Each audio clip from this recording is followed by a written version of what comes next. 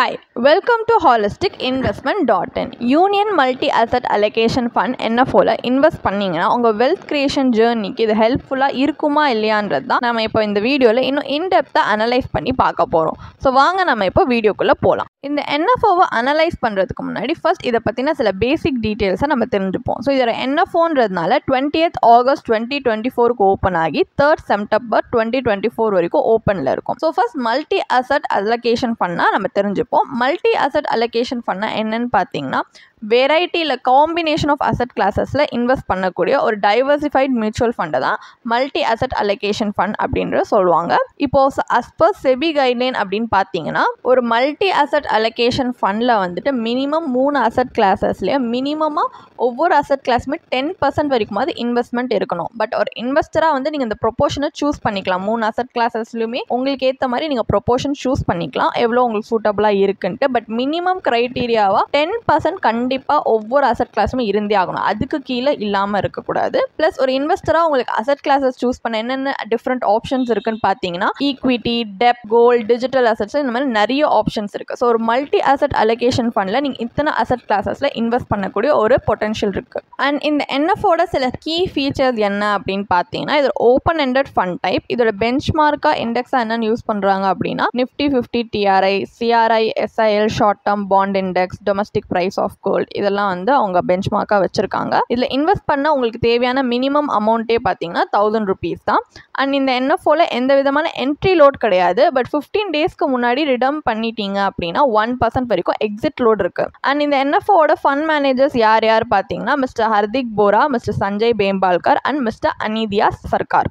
And இந்த ஃபண்டோட investment ஸ்ட்ராட்டஜியே பார்த்தீங்கன்னா லாங் டேர்ம் கேபிட்டல் அப்ரிஷியேஷனை ஒரு டைவர்சிஃபைட் போர்ட்ஃபோலியோவில் இன்வெஸ்ட் பண்ணி இன்வெஸ்டர்ஸ்க்கு ப்ரொவைட் பண்ணுறது தான் இவங்களோட ஸ்ட்ராட்டஜி. என்ன மாதிரியான டைவர்சிஃபைட் போர்ட்ஃபோலியோன்னு பார்த்தீங்கன்னா ஈக்விட்டி ரிலேட்டட் இன்ஸ்ட்ருமெண்ட்ஸ், டெப்ட் and money market instrument, units of gold exchange traded funds ETF, silver ETF, இல்லைனா வந்து REIT, INVITயோட யூனிட். இந்த மாதிரி இந்த ஸ்கீமோட அசட் அலோகேஷன் பேட்டர்ன் படி அவங்க வந்து அசட் அலோகேட் பண்ணியிருப்பாங்க பார்த்தீங்களா ஒவ்வொரு அசட் கிளாஸஸுமே. ஸோ அதுலேருந்து இந்த மாதிரி ஒரு டைவர்சிஃபைட் போர்ட்ஃபோலியோவில் இன்வெஸ்ட் பண்ணி தான் இன்வெஸ்டர்ஸ்க்கு long term capital appreciation generate பண்ணி கொடுக்கணுன்றது இவங்களோட investment strategy and investment objective. So இதில் இந்த மாதிரி ஒரு டிஃப்ரெண்ட் காம்பினேஷன் இல்லை வெரைட்டி ஆஃப் அசட் கிளாஸை இன்வெஸ்ட் பண்ணோன்னா நம்மளோட இந்த எக்ஸ்போஷர் இருக்கிறதுனாலே இன்னும் கம்மி வாலட்டாலிட்டி, இன்னும் நிறைய ஸ்டெபிலிட்டியோடைய ரிட்டர்ன்ஸ் வரதுக்கான பொட்டன்ஷியல் இருக்குது. அந்த மாதிரி இன்வெஸ்ட் பண்ணி ரிட்டர்ன்ஸ் ஜென்ரேட் பண்ணுறதா இவங்களோட investment objective and investment strategy. So நம்ம இப்போது இந்த NFOல இன்வெஸ்ட் பண்ணால் வர்த்தா இல்லையானது எப்படி தெரிஞ்சுக்க போகிறோன்னா இதில் இருக்கிற மெரிட்ஸ், அதாவது அட்வான்டேஜஸ் அண்ட் டிஸ்அட்வான்டேஜஸ் அனலைஸ் பண்ணி பார்க்க போகிறோம். ஸோ ஃபர்ஸ்ட் அட்வான்டேஜஸ் பார்ப்போம். இதில் டாக்ஸேஷன் பெனிஃபிட் இருக்குது. அது ஈக்விட்டிக்கும் இன்னும் அட்வான்டேஜஸான டாக்ஸேஷன் பெனிஃபிட் இருக்குது. லைக் ஈக்விட்டியில் பேஸ்ட் ஃபண்டில் நீங்கள் இந்த மாதிரி ரொம்ப அலோகேட் கொடுத்து இன்வெஸ்ட் பண்ணியிருக்கீங்க அண்ட் உங்களோட ஈக்விட்டி பேஸ்ட் இதில் வந்துட்டு 1 lakhக்கு மேலே கெயின் வந்திருக்கு அப்படின்னா இண்டெக்ஸேஷன் பெனிஃபிட் இல்லாமல் 10% வரைக்கும் தான் டேக்ஸ் பண்ணுவாங்க. இதே வந்து டெப்ட் பேஸ்ட் இதில் வந்து உங்களுக்கு 1 lakh மேலே அபவ் கெயின் வந்திருக்கு ப்ளஸ் 3 yearsக்கு மேலே ஒரு பீரியடில் நீங்கள் ஹோல்ட் பண்ணி வச்சிருந்துருக்கீங்கன்னா உங்களுக்கு இண்டெக்ஸேஷன் பெனிஃபிட்டோட 20% வரைக்கும் டேக்ஸ் பண்ணுவாங்க. ஸோ ஈக்விட்டியில் இதை விட கொஞ்சம் கம்மி டேக்ஸ் தான் இருக்கும். ஸோ ஈக்விட்டி பெனிஃபிட்ஸ் இருக்குது இன்னும் டாக்ஸேஷனில் இந்த மல்டி அசட் அலோகேஷன் ஃபண்டில்.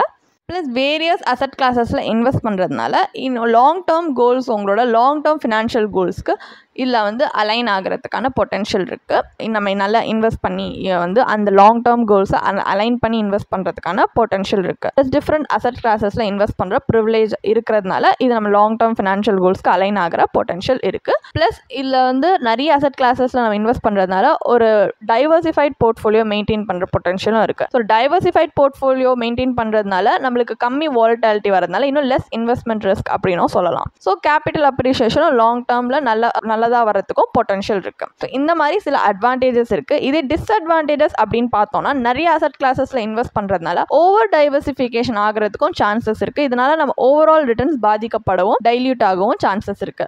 பிளஸ் இது ஒரு NFOன்றதுனால இந்த ஃபண்டோட ஃபண்ட் மேனேஜ்மெண்ட் ஸ்டைல் அண்ட் இந்த ஃபண்டோட ட்ராக் ரெக்கார்ட் இதெல்லாம் வந்து நம்மளுக்கு சரியாக தெரியாததுனால இந்த ஃபண்டோட பர்ஃபார்மன்ஸை அனலைஸ் பண்ண முடியாது. ஸோ ஒரு பிளைண்ட் ரிஸ்க் தான் எடுக்கிற மாதிரி இருக்கும். நம்ம இதில் அனலைஸ் பண்ணி எடுத்தால் மட்டும் தான் அது கால்குலேட்டட் ரிஸ்க்னு சொல்ல முடியும். கால்குலேட்டட் ரிஸ்க் எடுக்கும்போது கொஞ்சம் நமக்கு ரிஸ்க் தெரிஞ்சு எடுக்கிறோம். பட் இதில் என்ன ரிஸ்க்குன்னே தெரியாமல் எடுக்கும்போது அது ரொம்ப ரிஸ்கியான ஒரு விஷயம் தான். ப்ளஸ் இதில் என்ன அசட் கிளாஸஸ் என்ன ஸ்டாக்ஸ்னு கிளியர் ஐடியா நம்மளுக்கு இன்னும் இல்லை. ஏன்னா இது ஒரு NFOன்றதுனால. ஸோ இந்த போர்ட்ஃபோலியோக்குள்ளே இருக்க செக்யூரிட்டிஸை ப்ராப்பராக அனலைஸ் பண்ண முடியாததுனால இதில் இன்வெஸ்ட் பண்ணுறது ரிஸ்கியான ஒரு விஷயம் தான். ஸோ இந்த மாதிரி பொட்டன்ஷியல் ரிஸ்க்கையுமே நம்ம கேர்ஃபுல்லி கன்சிடர் பண்ணி தான் இதில் இன்வெஸ்ட் பண்ணணுமா இல்லையான்றது யோசிச்சு தான் முடிவு எடுக்கணும். ஸோ ஃபைனலாக யூனியன் மல்டி அசட் அலோகேஷன் ஃபண்டில் இன்வெஸ்ட் பண்ணலாமா இல்லையா, இதுலேருந்து நம்ம இன்வெஸ்ட் பண்ணுறது வர்த்தா இல்லையா, இந்த அனலைசிஸ்லேருந்து நம்ம ஃபைனல் டேக்அவே என்னன்னு பார்த்தோம்னா இது முழுக்க இதில் இன்வெஸ்ட் பண்ணலாமா இல்லையான்றது நீங்கள் எப்படிப்பட்ட இன்வெஸ்டர் பொறுத்து தான் நம்ம வந்து சொல்ல முடியும். லைக் உங்களுக்கு இது சூட்டபிளாக இருக்குமா இல்லையான்றது நீங்கள் எவ்வளோ ரிஸ்க் டாலரன்ஸ் உடைய ஒரு இன்வெஸ்டர், என்ன டைம் ஹாரிசான் வச்சிருக்கீங்க உங்கள் ஃபினான்ஷியல் கோல்ஸ்க்கு, அண்ட் உங்கள் இன்வெஸ்ட்மெண்ட் போர்ட்ஃபோலியோக்கு எந்த விதமான அசட் அலோகேஷன் கொடுக்க விரும்புறீங்கன்ற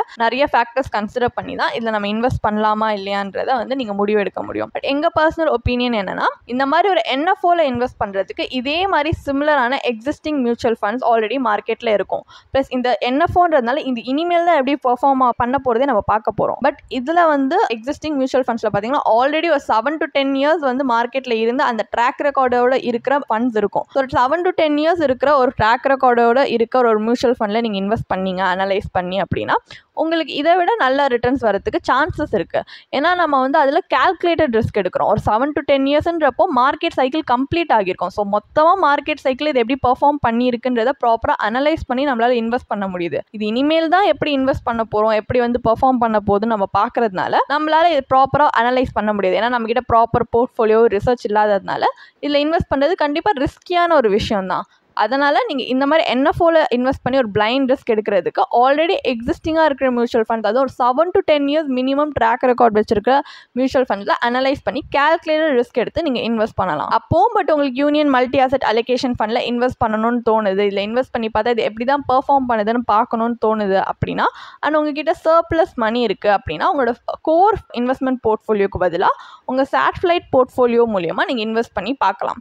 ஜஸ்ட் மினிமம் இன்வெஸ்ட்மெண்ட் இருக்கும் பார்த்தீங்களா, இப்போ இந்த ஃபண்டுக்கு பார்த்தீங்கன்னா ஜஸ்ட் 1000 rupees தான். ஸோ 1000 rupees வச்சு மினிமம் இன்வெஸ்ட்மெண்ட்டில் ஒரு எக்ஸ்பெரிமெண்டல் இல்லை ட்ரையல் பேஸிஸில் நீங்கள் இன்வெஸ்ட் பண்ணி பார்க்கலாம். ஜஸ்ட் இது எப்படி பெர்ஃபார்ம் பண்ணுதுன்னு பார்க்கலாம். அண்ட் லேட்டரான் இது நல்லா பெர்ஃபார்ம் பண்ணுது அப்படின்னு தோணுச்சுன்னா கொஞ்சம் கொஞ்சமாக உங்கள் இன்வெஸ்ட்மெண்ட் அமௌண்ட்டை நீங்கள் இன்க்ரீஸ் பண்ணியும் நீங்கள் இன்வெஸ்ட் பண்ணி பார்க்கலாம்.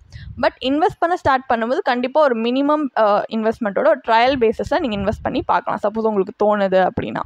ப்ளஸ் உங்களுக்கு இப்போது வந்துட்டு டவுட்ஃபுல்லாக இருக்குது இதில் இன்வெஸ்ட் பண்ணலாம் இல்லை எதுவும் உங்களுக்கு சூட்டபுளாக இருக்கும், ஒரு ப்ரொஃபஷனல் கைடன்ஸ் தேவைப்படுதுன்னு யோசிக்கிறீங்கன்னா கண்டிப்பாக ஒரு சர்டிஃபைட் ஃபினான்ஷியல் பிளானர் மாதிரி ஒரு ப்ரொஃபஷனல் அணுகி அவங்கள வந்து நீங்கள் கன்சல்ட் பண்ணி இன்வெஸ்ட் பண்ணிங்கன்னா கூட அவங்க உங்களோட இன்வெஸ்ட்மெண்ட் ஜேர்னி இன்னும் ஹேசல் ஃப்ரீயாக உங்களுக்கு மாற்றி தருவாங்க. அண்ட் லாங் ரனில் உங்களோட பெட்டர் ஃபினான்ஷியல் ஃபியூச்சருக்கு இன்னும் இது ஹெல்ப்ஃபுல்லாக தான் இருக்கும். ஸோ நீங்கள் இப்படியும் வந்து ஒரு ப்ரொஃபஷனல் கைடன்ஸோட கூட இன்வெஸ்ட் பண்ணி பார்க்கலாம். அண்ட் உங்களுக்கு இதே மாதிரி ப்ரொஃபஷனல் கைடன்ஸ் தேவைப்படுது, இல்லை ஒரு ஃபினான்ஷியல் இல்லை இன்வெஸ்ட்மெண்ட் டிசிஷன் எடுக்கிறதுக்கு ஒரு ப்ரொஃபஷனல் ஃபினான்ஷியல் பிளானர் ஹெல்ப் பண்ணாங்கன்னா நல்லாயிருக்கும்னு யோசிச்சிங்கன்னா எங்களோட ப்ரொஃபஷனல் ஃபினான்ஷியல் பிளானரோட ஒரு 1-on-1 காம்ப்ளிமெண்ட்ரி கன்சல்டேஷனை நீங்கள் புக் பண்ணியிருக்கலாம். அதுக்கான லிங்க் நாங்கள் டிஸ்கிரிப்ஷனில் கொடுத்துருக்கோம்.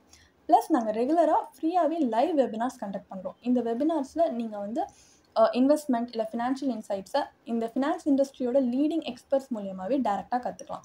ஸோ அதுக்கான ரிஜிஸ்ட்ரேஷன் லிங்க்கும் நாங்கள் டிஸ்கிரிப்ஷனில் கொடுத்துருக்கோம். உங்களுக்கு இந்த வீடியோ பிடிச்சிருந்துச்சுன்னா கண்டிப்பாக லைக் பண்ணுங்கள், சப்ஸ்கிரைப் பண்ணுங்கள். ஸோ நாங்கள் இன்னும் நிறைய ஃபினான்ஷியலி பெனிஃபிஷியல் கண்டென்ட்டோட உங்களை திரும்பி நெக்ஸ்ட் வீடியோவில் சந்திக்கிறோம். ஸோ இந்த வீடியோ பார்த்ததற்கு மிக்க நன்றி.